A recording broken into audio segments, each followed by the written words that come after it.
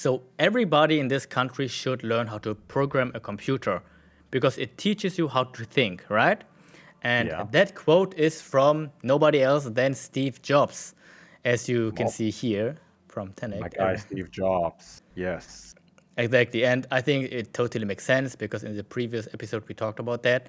And I think if we make the leap back to the beginning, like the question was, why do people actually give up when they start learning coding? I think one reason is, or like what you said, is because it's too hard, right? Because it's too hard because it requires a totally different way of thinking, right? Yes. Exactly. That's what I also like to say every time. And I think the next thing is that imagine imagine you go to Japan and you speak no Japan at all and you know nothing about the culture. But you saw Japan in the movies and series and animes and it's so cool, right? And then you go there, but you're alone and they all speak a language which you don't understand. The culture is totally different. People don't say or greet you, whatever that is. And then I think that's how it also could feel when you start coding and you Yeah. don't have So anybody to talk to. yeah, of course. And Yeah. It's a little, so, what is the actionable insight out of that for other people or for beginners from find your point of someone view? who find someone who also is starting out and start to understand concepts with them. I mean, the basics at the beginning is can everyone can learn the basics at the beginning. It's just wiring them all together, which is the hardest part.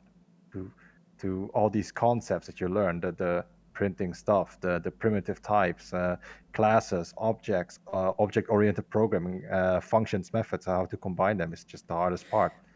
You I have to think learn all this the is not the basics hardest first. part. I think the hardest part is consistency, like always. Because Yeah, you remember, you were part of it. Like I started this Python class, and I don't know, we were like 10 people who started all of that.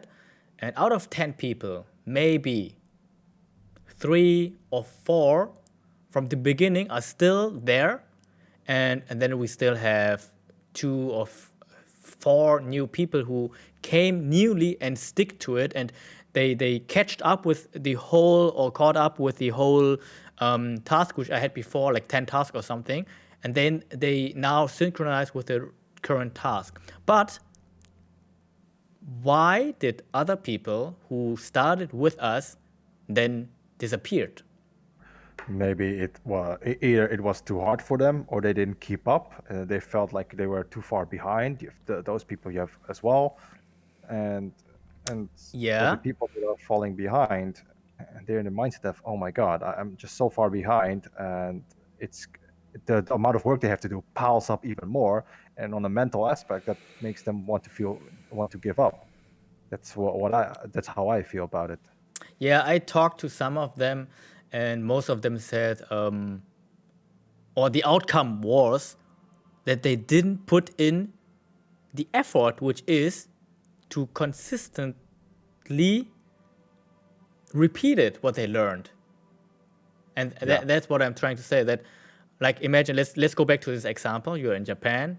You know nothing. You like let's say you learn how to say hello and goodbye and where's the toilet or something, right? Yeah. If anybody tells it one time once to me, I can say it. But if I don't repeat it again in 5 hours, how should I Forget it. say it again, man? And I think that's a problem. And then it just comes down to your motivation or your commitment. Like I think then you didn't want it bad enough, right? Yeah. I'd also say that if you have a use case for something, then normally you would remember keep it in your head, remember it better Yeah, because you needed it, and the next time you probably need it again. exactly. That's why use Maple Story in your for loop examples. If you like Maple Story, for example, For example, I think yes. that was really nice.